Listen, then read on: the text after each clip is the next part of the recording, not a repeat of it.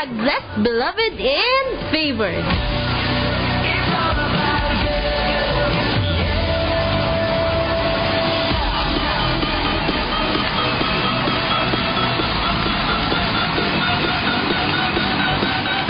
Nandito na naman tayo sa favorite nyong pakinggan tuwing Biyernes ng gabi, every 7 to 8 p.m. Ito po ang hashtag BBF. Dito lang po yan, 98.3 FM Smile Radio. Ang nag-iisa nyong hashtag, ano man ang status nyo sa buhay.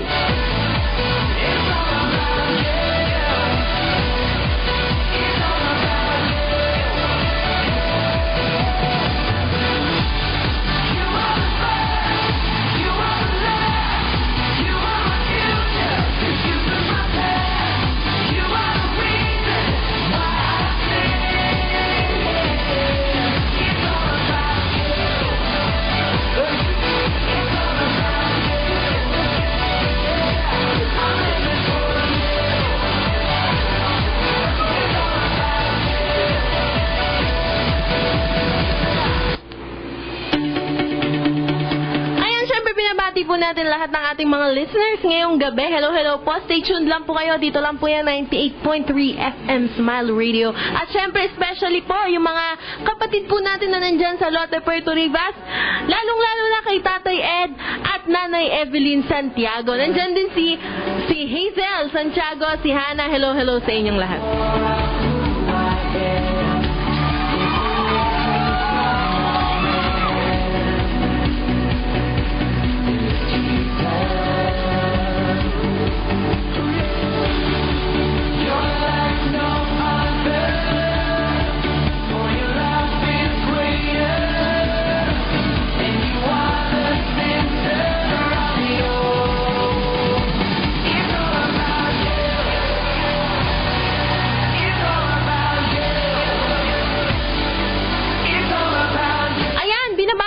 Natin yung mga tagapakinig po natin dyan po sa Sacramento, California. Yan, hello po kay Nanay Sol at Tatay Edmond Evangelista at syempre sa The Rock Christian Fellowship.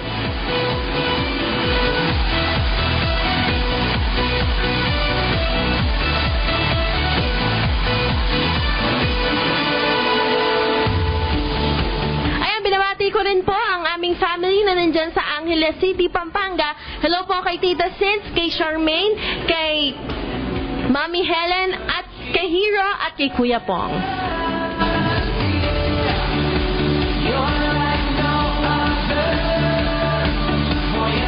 Yan sa lahat po ng gustong makisama sa ating kwentuhan ngayong gabi. Ayan, text lang po kayo 0907-906-3452 para po sa Smart and 0906-907-1316 para naman po sa Globe. Yan, para po yan sa inyong mga greetings, prayer requests, and sa inyong mga comments. Yan, text lang po kayo.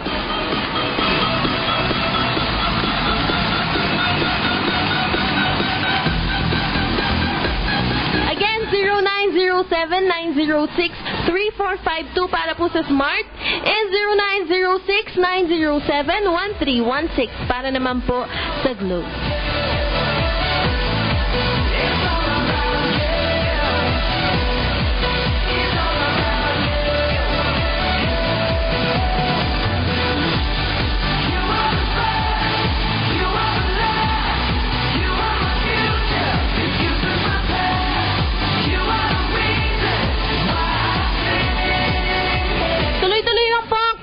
Kantahan at tugtugan dito lang po yan sa hashtag BBF. And for our next song from Israel and New Breed, Breath Power.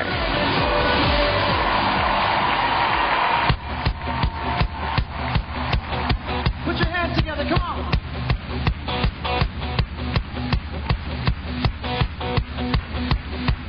Oh, clap your hands. All ye people. Ayan, singit ko lang po para po sa lahat ng gusto kaming mapakinggan at makita via live streaming. Punta lang po kayo www.ustream.tv/channel/smile-radio-98-3-FM. Ayan, ulitin ko po, sa lahat po ng gusto po kaming makita at mapakinggan live na live sa aming live streaming, punta lang po kayo www.ustream.tv/channel/smile-radio-98-3-FM. Sing it! Hallelujah, Jesus is alive. Oh, clap your hands, all you people, and shout unto God.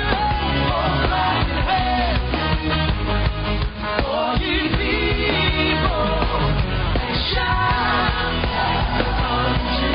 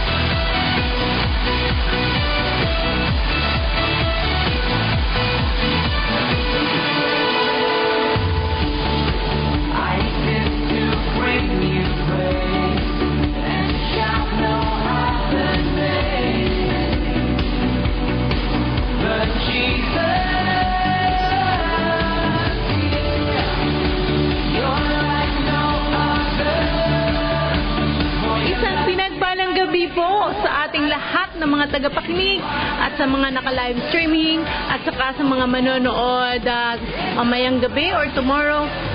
Hello po sa inyong lahat at pinagpala po ang bawat isa sa atin. Ayan, gusto ko pong mag-hello sa lahat ng mga taga Sacramento, California, lalong-lalo na yung mga taga The Rock Christian Fellowship. Siyempre, unang-una yung kanilang Pastor Velmer Masuwekos at sa kanyang wife. At ganun din, siyempre, yung aming ate at kuya, Ate Solen, Kuya Edmond, Evangelista. Yan, miss na namin kayo. At siyempre sa kanilang mga anak, kay EJ, kay Charlene, at saka kay Frances. Yan, hello din po kay Brother Buboy and Sister Coraya. Excited na po kami sa inyo pong pagbisita. Very blessed and honored po kami na nakasama kami sa itinerary ng inyong pag-uwi. And hope to see din po yung lahat ng mga sinusuportahan niyo pong mga churches. Yon. At hello din po. Nagpapasalamat po kami sa Panginoon dahil kahit na po may pangyayari, may aksidente po kay Sister Larry, pero salamat sa protection ng Panginoon dahil maayos po ang lahat ng test. And we declare na ang healing po ng Lord sa inyo ay kumpleto at pati po yung takot nabubura po. Salamat po, maraming salamat. Nagpapasalamat po kami sa Panginoon. At hello din po sa lahat ng mga aming mga kapatid dyan sa Texas, kay Sister Linda and Brother Boyet Nukal at sa buong Nukal family. Sa lahat din po ng Evangelista family sa Texas, ayan, binabati po namin kayong lahat. At nagpapasalamat kami sa nag-invite sa amin kanina kay Ate Annie Razon Piquet. Advance happy birthday para bukas. Salamat sa masarap na merienda kanina. And hello din po sa aking pretty ninang Adele Razon Torano. Ayan.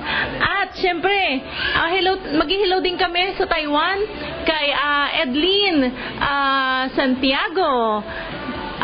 Kalimutan ko yung city niya, kung anong pangalan, basta sa Taiwan. Hello. Pahinga ka every time, pagkakagaling mo sa work, find time to rest. Yan.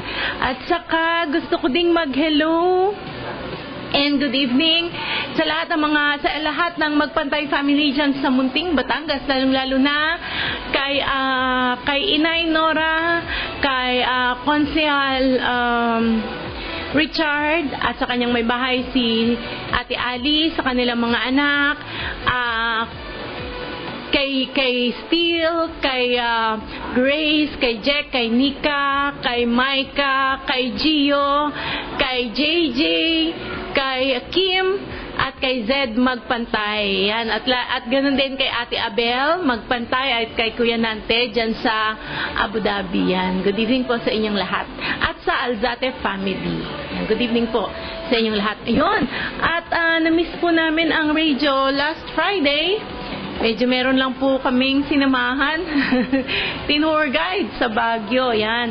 Pero salamat din po sa inyo pong pakikinig. At ngayong gabi, ang atin pong topic ay what happens after the resurrection. Yan, sabi ko kanina ay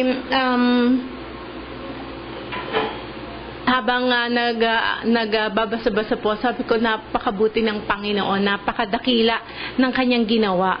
At minsan kasi yung resurrection, after the resurrection, para bang okay, inalala yung kamatayan ng ating Panginoong Hesus, and then pinagdiwang ang kanyang pagkabuhay na muli. Pero after that, nakalimutan na kung ano yung bagay, what is that something that God had sacrificed for. Sumisigaw tayo ng Jesus is risen, pero we forgot what is that something that Christ had died for. Yun. So, yan po yung ating pag-uusapan ngayong gabi. But before that, pangunahan po tayo ni Pastor Raul sa isang panalangin. Magandang gabi po sa inyong lahat. Tayo po ay manalangin. Pagkatiwala natin sa ating Panginoong Diyos sa buhay ang lahat-lahat po ng mga alalahanin at pati mga karamdaman natin. Panginoong Jesus, pinupuri ka namin at pinapasalamatan sa araw na ito. Maraming salamat po sa iyo pong kabutihan sa amin na patuloy mong pinaparanas. Amen. Bagamat mainit ang panahon, salamat po sa inyo pong pagbibigay sa amin ng maayos po na kalusugan. Iniingatan niyo po kami, pinoprotektahan mo po kami, Panginoon, laban sa anumang sakit at karamdaman. Yes, Kung sino man po sa aming mga tagapakinig ang may nararamdaman sa kanya pong katawan, Panginoong Hesus, pagalingin mo po siya. Ipakita mo po at paranas mo po sa kanya na kayo po ay nasugatan, nalatayan, pinahirapan upang siya po ay gumaling. Maraming salamat po sa krus ng Kalbaryo na siya po ang nagre-represent sa amin ng iyong dakilang pagmamahal na every time na parang sa tingin namin wala nagmamahal sa amin, pero pag titingin po kami sa babalikan po namin ng cross, naaalala po namin muli ang iyong sakripisyo para po sa amin. Maraming salamat po, pinagpala niyo pong araw na ito at salamat po sa mga puso na bukas para po papasukin ang iyong mga salita. Salamat po sa pangalan po ni Jesus. Amen. Okay, so sabi ko nga kanina ay nalala natin yung kanyang kamatayan. Ang dami pa nga mga nakita tayong mga sinakulo o nagre-reenact kung ano nangyari dun sa bundok ng Kalbaryo. And come Sunday, ang daming nag-celebrate ng resurrection at maraming sumisigaw, mabuhay si Jesus, God is risen, nabuhay siyang maguli, kaya masaya ang maraming tao. But after that, nakalimutan na nila ano nga bang dahilan ng ano nga bang nangyari after the resurrection. Ano ba yung significance ng lahat ng iyon? Okay, ano bang nangyari muna during the cross? Habang ang Panginoong Jesus ay nakabayubay doon sa krus sa bundok ng Kalbaryo, ano ba nangyari? What happened during the cross or during the crucifixion of Jesus? Number 1, Jesus became poor. Nung time na yon, wala siya kahit anong property sa kanyang buong katawan. Actually, pati yung kanyang suot-suot na balabal, inalis sa kanya, pinagsugalan pa nga. Wala siya ni isa. Completely naked siya. He has nothing during that time. And ano pa yung sumunod? Ano pa yung nangyari noon? Jesus was wounded and bruised. Sobra siyang nasugatan, nagasgasan, nagalusan, nagkaroon siya ng sugat sa ulo, sa katawan, sa tagiliran, sa likuran. Sobrang dami ng naging sugat ng ating Panginoong Jesus. At dahil doon, His blood was shed.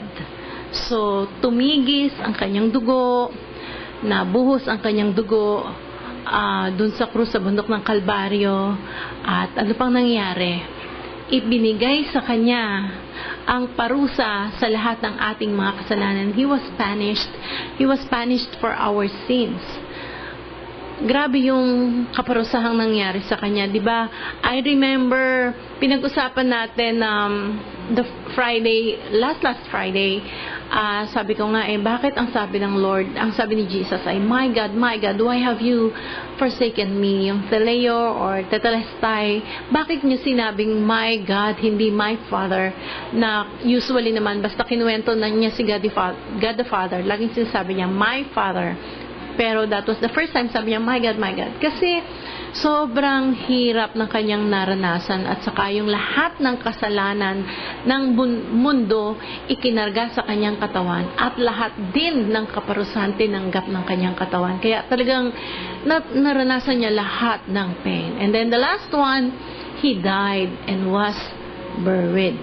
So, namatay siya at inilibing. So, kung titingnan natin kung ano yung mga nangyari during the cross, talo, di ba? Parang siguro that time nagsasaya ang mga kaaway at sinasabing, yan ba ang Diyos ninyong sinasamba? That Christ, yan bang Jesus na yan ang tinatawag niyong Christ or Messiah or tagapagligtas? He became poor. He was wounded and bruised. His blood was shed. He was punished for your sins. And He died and was buried. Pag tinignan mo yung sitwasyon na yon, talong-talo yung ating Messiah. Para talunan ang Kristiyano, talunan ang naniniwala kay Kristo. Parang ganun yung sitwasyon. But it's not actually. Kung alam lang ng dyablo, na right after na nilugmok niya si Jesus doon sa krus, o pinarusahan doon sa krus, nilugmok siya, hinayaan niyang mahumiliate siya ng tao, kung alam lang niya what will happen after that, hindi niya sana ginawa sa Panginoong Jesus yung mga pangyayari yun. But alam naman natin that Christ, God the Father sent Him to be a propitiation for our sins, that He has to die and shed His blood para sa kapatawaran ng ating mga kasalanan. Sa Matthew chapter 28, gusto ko lang pong basahin yung ilang mga verses lang po sa chapter 28. Ito kasing chapter 28 is, ito yung kwento na ano yung nangyari after 3 days. After 3 days na nailagay na dun sa tomb si Jesus. So, let me read some of the verses of Matthew chapter 28. Now after the Sabbath, as the first day of the week began to dawn, Mary Magdalene and the other Mary came to see the tomb. And behold, there was a great earthquake. For an angel of the Lord descended from heaven and came and rolled back the stone from the door and sat on it. Yan. Verse 3, His countenance was like lightning and His clothing as white as snow. Glory, yun, no? And the guards shook for fear of Him and became like dead men. But the angel answered and said to the women, Do not be afraid, for I know that you seek Jesus who was crucified. He is not here, for He is risen. And as He said, Come, see the place where the Lord lay, and go quickly and tell His disciple that He is risen from the dead. And indeed He is going before you into Galilee. There you will see Him. Behold, I have told you. So they went out quickly from the tomb with fear and great joy, and ran to bring His disciples word. Verse 9, and as they went to tell His disciples, behold, Jesus met them, saying, Rejoice. Let me say that a word again. Rejoice. So they came and held Him by the feet and worshipped Him. Verse 10, then Jesus said to them, Do not be afraid. Go and tell my brethren to go to Galilee, and there they will see me. Tuloy ko po sa verse 11. Now, while they were going, behold, some of the guard came into the city and reported to the chief priest all the things that had happened. When they had assembled with the elders and consulted together, they gave a large sum of money to the soldiers, saying, Tell them His disciples came at night and stole Him away while we slept. And if this comes to the governor's ears, we will appease him and make you secure. 15, so they took the money and did as they were instructed, and this saying is commonly reported among the Jews until this day.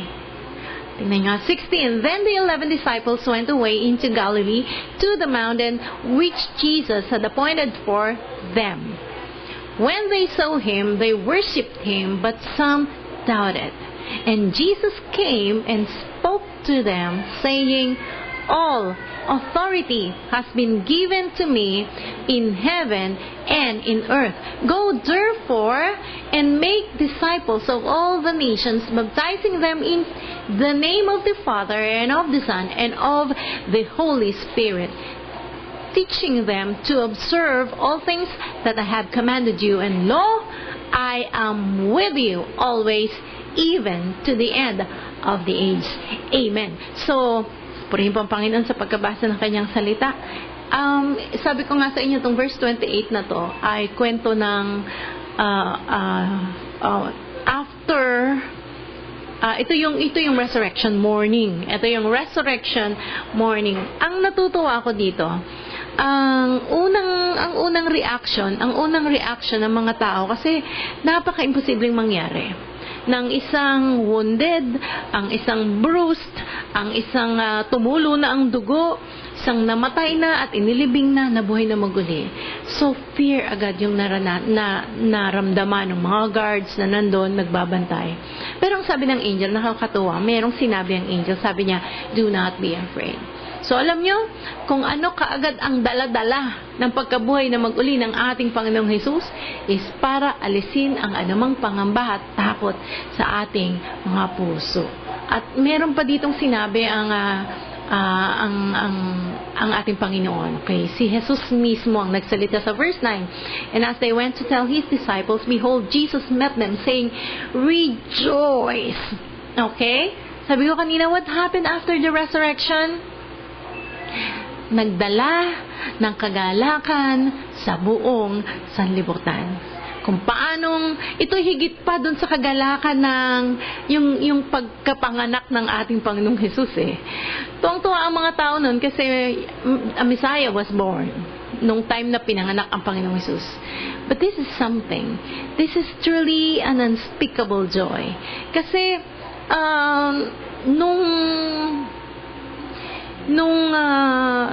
yung bang akala mo parang defeated situation na. Yung akala mo defeated situation na. Pero hindi pa pala. Para bang, wait, there's more. Hindi pa pala siya defeated situation, kundi victorious pala. Hindi ka ba talaga magre-rejoice? So, ang message ng resurrection morning is for us to rejoice. For the Lord is risen. At hindi na siya kailanman mamamatay. At siya'y umupo doon sa kanan ng Ama. Alam nyo, ang nakakalungkot lamang, nabuhay na maguli ang Panginoong Hesus, ginamit pa yung sitwasyon na nawala siya doon sa tomb. At ginamit pa rin ng mga soldiers para gumawa ng pangalan. Alam nyo, kapag ka ang naririnig natin na ipinapangaral sa atin ng mga tao ay para lamang magkaroon ng pangalan ang mga tao, ay hindi to good news. Kasi ang totoong good news, Jesus is risen and we should rejoice and we should not be afraid. So, yun yung good news. Pero sa verse 13, ang sabi, tell them, His disciples came at night and stole Him away while we slept. Okay? So, ginamit pa yung sitwasyon para pasinungalingan kung ano yung totoong nangyayari. And you know what? If you are not believing or kung ang ating mga ikinukwento ay wala namang Jesus na nabuhay at natapos na, wala na, namatay naman yung Jesus at hindi natin ipamamalita that He is risen, hindi good news yung ating kinukwento. At kung after na tinanggap natin yung forgiveness ng Lord at yung salvation niya sa tinapos na gawa ni Jesus, and then after that, parang kailangan na naman tayong mahirapan at kailangan na naman tayong maniwala na wala ang Panginoong Hesus, may nagnakaw sa Kanya, or parang din nating sinasabi sa sarili natin na okay, tapos na, niligtas niya na tayo, pinatawad sa ating mga kasalanan, tapos na ang mission ni Jesus, period, doon na. At tapos eto na tayo, kailangan na tayong magkumahog at magpakahirap sa ating buhay Kristiyano, magdusang, magtiis. Parang hanggang doon lang ba ang ginawa at tinapos na gawa ng ating Panginoon doon sa krus sa bundok ng Kalbaryo? His first ever message after the resurrection is for us to rejoice. Now, ngayong gabi is let me give you the reasons why we should rejoice. Sabi ko kanina, what happened after the cross? Christ became poor. He was wounded and bruised. His blood was shed. He was punished for our sins. He died and was buried. Pero ano ba ang katumbas ng lahat nitong mga paghihirap na ginawa ng ating Panginoong Jesus? Christ became poor. That was the first one that I mentioned. So 2 Corinthians chapter 8 verse 9 sabi, for you know the grace of our Lord Jesus Christ, that though He was rich, yet for your sakes He became poor, that you through His poverty might become rich. Wow! hinayaan ng Panginoong Jesus hinayaan ni God the Father na kanyang bugtong na anak ay maging mahirap, as in zero property nung time na yon, para tayo sa kanyang kahirapan, tayo naman ang magkaroon ng masaganang buhay. Pag sinabi kasing rich, ibig sabihin ay hindi naman yung parang nahiga ka sa pera at sobrang ang dami-dami mo na halos ma-endanger yung buhay mo. That's not being rich. Ang ibig sabihin ng rich is every need supplied. Yung bang lahat ng kailangan mo nandyan provided ng Panginoon. Diba it's something that we should rejoice as Christ believer dahil naging nahirapan siya. Pero nagkaroon ng divine exchange doon sa krus, sa bundok ng Kalbaryo. Tinanggap niya ang worst ng mga bagay, humiliation and everything, pain and everything, hanggang umabot pa nga sa death. Pero ang katumbas noon, isang magandang buhay para sa atin. Okay? He became poor that yung you dito is lahat ng believers, that us through His poverty might become rich. Okay? Next, what happened during the cross? And ano yung significance nun? At ano yung dala sa atin after the resurrection? Number 2 is He was wounded and bruised. Sabi sa Isaiah 53:4 and 5, ito pong Isaiah 53:4 and 5, ito po ang prophecy ni Isaiah what will happen sa panahong yon. Ito ay kapahayagan ng kung ano ang mangyayari. At ito ngay naisakatuparan nung panahon na si Kristo ay naging tao dito sa mundo. Sabi sa Isaiah chapter 53 verses 4 and 5, surely He has borne our gifts and carried our sorrows, yet we esteemed Him stricken, smitten by God and afflicted.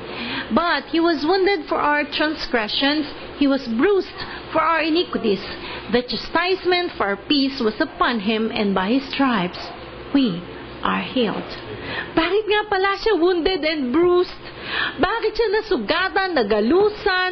Sabi dito, for our transgressions, for our iniquities. So, grabe no? Para yung chastisement ng peace mapunta sa atin. Yung chastisement of peace nasa Kanya, para yung peace nasa atin. Isaiah was written in Hebrew originally. So, yung peace dito ay yung shalom. Palagi natin pinagkukwentuhan dito sa ating program. Ano nga ba ang shalom? Kanina diniscuss din namin dahil yun yung declaration namin sa isa birthday celebrant na pinag-pray namin. Shalom means completeness, wholeness, prosperity, wellness, security, salvation, nandun lahat sa peace na yun. Peace in relationship. So it means peace in every way. So yun yung shalom. Nasugatan siya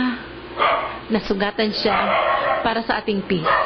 Nasugatan siya para sa ating wellness. Sabi nga doon, para sa ating healing and good health. Sabi doon ay by His stripes, sa dulo ng verse 5, sabi, by His stripes, we are healed. So, every time nakakaranas tayo ng karamdaman, huwag tayong bibigay agad doon sa sitwasyon na parabang nakumisat ako. Paano na to? Ganito na lang ba ako? I remember nung hindi ko mataas yung kamay ko na kahit magpalit ng damit, kahit magbuhat ng mug ng coffee mug, nahihirapan yung mga daliri kasi from my back down to my fingers ay talagang very, very painful. Pero sabi ko, Lord, pinagaling mo na ako eh. Hindi pa man ko nararanasan ang sakit na to, pinagaling mo na ako. At nahirapan ka dun sa krus na sugatan ka. At ang dahilan lang noon kung bakit ka nasugatan is para kami makaranas ng kagalingan. At yun mismo ang aking inaasahan. I'm not expecting anything worse than this. Ang aking ini-expect is for me to get better. And nakakatuwa kanina na before taking a bath is ako na yung nagpalit ng damit ko, and nakakatuwa naman na sabi ko, nataas ko without any pain, and I can yung deeper na nabuhat ko na, kasi sabi ko, wow, God is very, very good. Kaya sabi ko, ang prinsipyo kasi is, siguro hindi mo ako makikitang nasasaktan, pero babangon ako at magtatagumpay. Why? Nasugatan na yung Lord ko eh. Nasugatan na si Jesus eh. Hindi ako pwedeng sumuko na lang basta sa kung anumang karamdaman. And nawa po sa lahat din po ng mga nakikinig na may mga karamdaman right now, maaaring sasabihin niyo sa akin hindi mo alam kung gaano katindi ang pain at gaano kahirap ang process of medication. But wala na pong hihirap pa sa naranasan ng ating Panginoong Hesus. At kahit na po ganun din katindi ang nararanasan niyo ngayon, always remember, by the stripes of Jesus, you are healed. By the stripes of Jesus, you are healed. And I am declaring that to you. Ikaw na nanonood ngayon, ikaw na nakikinig or makikinig sa Mother Day, you are healed by the stripes of Jesus. So, just claim it. Claim it. Claim it. Hindi po basta nasugatan lang Panginoong Jesus ng ganun-ganun lang. Okay, so He was wounded and bruised, we are healed. He was wounded and bruised, we have shalom. Ano nga ba yung shalom? Completeness, soundness in body, health, prosperity, welfare, safety, and peace in relationship. Wow. Kumbaga sa regalo parang 10 in 1. Complete, ano po. Okay, number 3, His blood was shed. His blood was shed. Okay, His blood was shed. Para ano? So that our sins will be forgiven. Sa Hebrews chapter 9, verse 22, and according to the law, almost all things are purified with blood, and without shedding of blood, there is no remission. Palagi din po namin kinukwento sa inyo na during Old Testament times, Old Covenant times, nagpapatay sila ng guya, ng kambing, ng tupa, ipinapatigis nila ang dugo, and for 1 year, pinatawad ang kanilang mga kasalanan. For 1 year, their sins were covered, and for 1 year, hindi sila tatanggap ng sumpa. Pero sa ating kapanahonan, Jesus did it once and for all. Once and for all time. So napatawad ang ating mga kasalanan. Hindi lamang po siya na-cover, hindi lamang siya napatawad, kundi nabura ang ating mga kasalanan. At dahil dyan, righteous tayong humaharap sa ating Panginoon, sa ating Ama. Sa 2 Corinthians chapter 5 verse 21, for He made Him who knew no sin to be sin for us, that we might become the righteousness of God in Him. Okay, so naging sin siya para sa atin, para tayo maging righteousness of God in Him. Ikinarga na po ang lahat ng kasalanan sa Kanya para tayo maging matuwid sa Kanyang harapan. So you cannot buy righteousness. You cannot do anything to have your righteousness. Kahit na ano pang gawin mo, hindi mo kayang kunin yung righteousness of God. Kasi it's the righteousness of God, not your righteousness, but righteousness of God. And it's so precious that it can only be bought, or it can only be paid by the blood of Jesus. So, tayo pwede nating sabihin na, I am righteous sa harapan ng Lord. Dahil ba wala akong kasalanan? No. Dahil binayaran ng Panginoong Hesus ang kapatawaran ng aking mga kasalanan.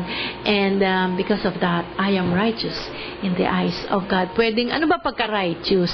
Right standing before God. Pwede kang tumayo sa harapan ng Panginoon na hindi ka mamamatay, hindi ka paparusahan, hindi ka itataboy.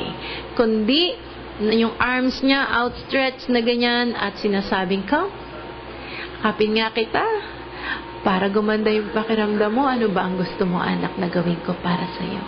Wow! That's the best thing. Hay, nakaka-in-love naman talaga si Lord. Sabi din sa Isaiah 62 verse 1, for Zion's sake, I will not hold my peace, and for Jerusalem's sake, I will not rest until her righteousness goes forth as brightness and her salvation as a lamp that burns. So, yan yung yan yung prophecy ni Isaiah.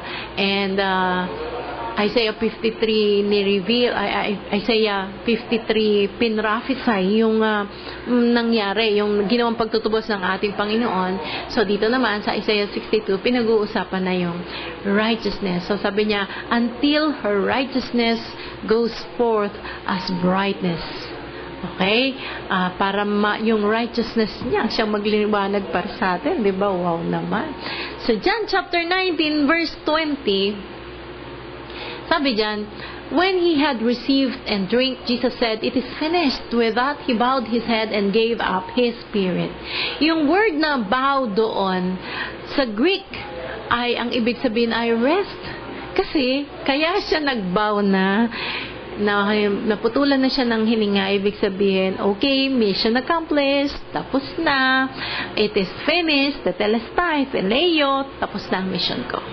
So, ang ibig lang sabihin noon, tapos na, tinapos na ng Panginoong Jesus, at tinanggap na niya ang kaparusahan ng ating mga kasalanan, at na isa katuparan na yung hula na yung righteousness niya, righteousness ni God mapapasa atin, yung kaparusahan ng ating mga kasalanan nagawa na niyang tanggapin. So tapos na ang kanyang misyon. So ang kailangan lang natin gawin ngayon ay manampalataya, magpasalamat that we are forgiven, at dahil tayo forgiven, curse-free ang buhay natin. Kasi kaya lang naman tayo may kaparusahan dahil yung mga curses kasi natatanggap ng mga tao kasi ito yung katumbas ng kasalanan. Sabi nga, the wages of sin is death. Pag sinabi mong death, lahat ng curses nandyan. Curse of poverty, curse of sickness, and curse of death. Nandyan lahat nakapaloob. Lahat ng mapapangit, lahat ng malulungkot, lahat ng mga pangit na emosyon, nandun yun, nakapaloob sa death. Okay? O maglilid rin sa atin sa death. So, lahat ng yon ay binayaran ng ating Panginoong Jesus dun sa krus, sa bundok ng Kalbaryo. At dahil dyan, nagpahinga na ang ating Panginoong Jesus. Diba? At tayo ay iniligtas na, na-redeem na. Sabi niya, redemption is more than forgiveness of sin. It is giving of a new nature, a new life to man. Redemption meant a new creation in the spirit of man. Wow! Kaya, yung sinasabi sa 2 Corinthians 5:17, therefore, if anyone is in Christ, he is a new creation. All things have passed away. Behold, all things have become new. Okay, last verse po ito, Colossians 2:11-12. In Him, you were also circumcised in the putting off the sinful nature, not with a circumcision done by the hands of men, but with a circumcision done by Christ, having been buried with Him in baptism and raised with Him through your faith in the power of God who raised Him from the dead. So, anong nangyari after the resurrection? Na-circumcise tayo spiritually. Ano po yon? Ang ibig sabihin, kasi nung time ng ating mga magulang, sina Abraham, nung panahon po nila ay ang circumcision ay tanda ng mga taong naniniwala. Pero ngayon, hindi na natin yun ginagawa. Physical circumcision sa mga Kristiyano na parang yun lang ba ang ebidensya? It's not enough. Ang circumcision na nasa atin is the circumcision done by Christ. Ayan. At yan. Ano nga nangyari after the resurrection? We are blessed. We are blessed and we are forgiven and we have the righteousness of God in Christ Jesus. Tinanggap niya ang lahat ng pangit para lahat ng maganda mapasa atin. Tinanggap niya ang lahat ng kaparusahan para tayo ay tumanggap ng pagpapala. Tumanggap ng pagpapala kahit hindi tayo karapat-dapat. So, let us rejoice. Sabi nga yung first word ever na narinig sa ating Panginoong Jesus, rejoice. Sabi ng mga angels, do not be afraid because Jesus is risen. Tayo po'y manalangin. Lord God, salamat po. Thank you, Lord Jesus, for dying on the cross for us. And allow us, Lord God, help us to understand with the help of the Holy Spirit na after you died and after you have risen, there's more to that. And daming nakalaan para sa amin. And we declare, Lord, that you are opening the eyes of everyone listening tonight, Lord, na makita namin, Panginoon, yung kagandahan ng ginawa ng aming Panginoong Hesus dun sa krus sa bundok ng Kalbaryo. Salamat po, salamat. We declare, Lord, na kung may mga nakikinig ngayon na may mga karamdaman, lalong-lalo na po ang kapatid namin na Kuya Edmond at saka si Ninang Adeling, Panginoon, Lord God. We declare na matanggap po nila yung completeness ng healing, Panginoon. Yung manifestation of your healing na una mo nang binigay 2,000 years ago. And I declare also, Lord, na bawat isa ay nagkakaroon ng pag-asa na hindi ito ang nais mo sa amin, kundi kagalingan at magandang kalusugan. Thank you din, Lord, sa lahat ng nakikinig, kung ano man ang kanilang mga dinaranas. I declare, Lord, the chastisement of your peace, of our peace was on you. And ang nasa amin ngayon ay ang iyong shalom, your perfect shalom, Panginoon. At yun ang aming maranasan. Lalong-lalo na yung mga naguguluhan, na hirapan ng kalooban, or I declare, Lord, na matanggap nila din ang iyong forgiveness sa lahat ng mga nasasaktan. Dahil by accepting your forgiveness, doon lamang po kami totoong makakapagpatawad. At salamat po dahil kapag nagpatawad po kami, Panginoon, doon kami makakalaya at doon kami matututong magmahal ng kagaya ng pagmamahal na binigay mo sa amin, a love that is unconditional. I declare, Lord, na yun yung matanggap ng bawat isa. And I declare din, Panginoon, na mga dreams ng mga tao na nakikinig ng mga kapatid, kaibigan, magulang, mga anak, Lord, I declare, makita nila yung dulo nito, yung dulo ng kanilang mga pangarap. Dahil ikaw, Panginoon, Lord, ay tumapos na ng lahat ng aming hirap. At yung katuparan ng aming mga pangarap ay nais mo rin para sa amin. Thank you so much, O God. We declare din po, Lord, protection and traveling mercy sa pag-uwi po ni na Brother Buboy, Panginoon, and Sister Cara Yap. And we hope, Panginoon, sa isang wonderful fellowship with them. Lord God, ganun din po ay bayong kagalingan po kay Sister Larry Manguera. Lord God, salamat po, salamat, Panginoon. We claim your power in us. We claim your goodness in us, Panginoon. We claim your blessings, Lord, abundantly sa bawat isa sa amin. Salamat, salamat, salamat, Panginoon. And we claim victory din po sa aming darating na camp this Sunday and Monday. And ikaw po ang mag-reign. Ikaw po, Panginoon, ang maitaas, Panginoon. Ikaw po ang mag-glorify. Thank you so much, O God. In Jesus' mighty name, amen and amen.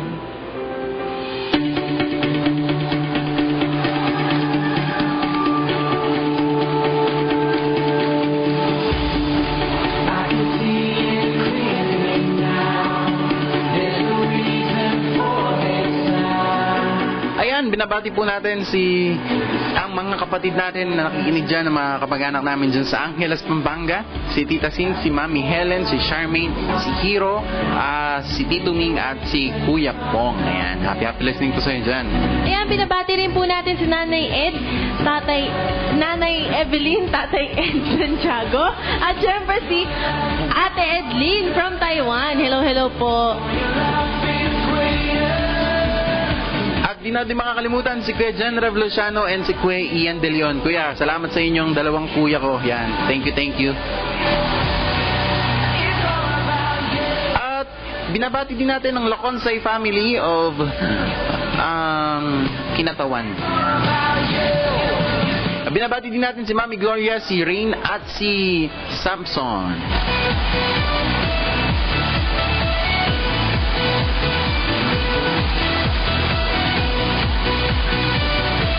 Binabati po namin si Tita Annie Piquet. Yan. Happy listening po sa inyo dyan. Ayan, syempre binabati po natin yung mga makakasama po natin sa camp. Yung mga kabataan po na excited na po sa camp. Syempre, mas excited din kami sa inyo. Yun, excited na rin kami na makita kayo.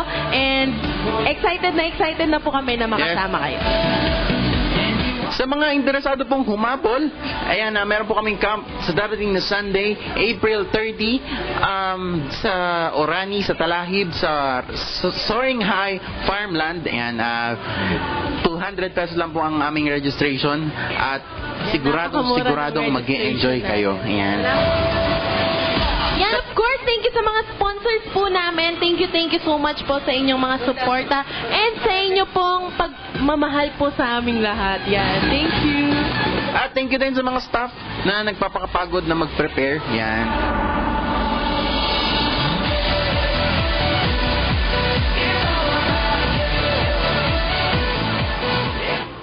Hello po sa aking ninang Adiling Rozon Torano ng Cocoa Beach, Florida. I declare healing and I believe magkikita na tayo soon. Malakas ka at napakaganda mo pa rin.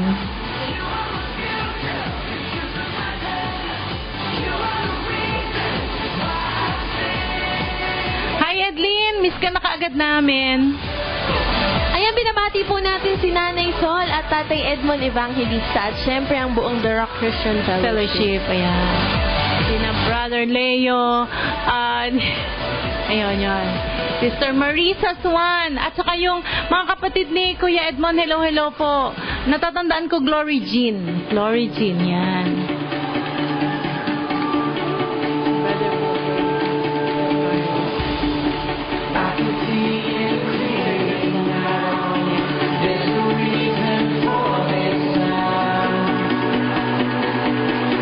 Binabati rin po natin si Brother Boyet and Sister Linda Nukal. Yan, hello po.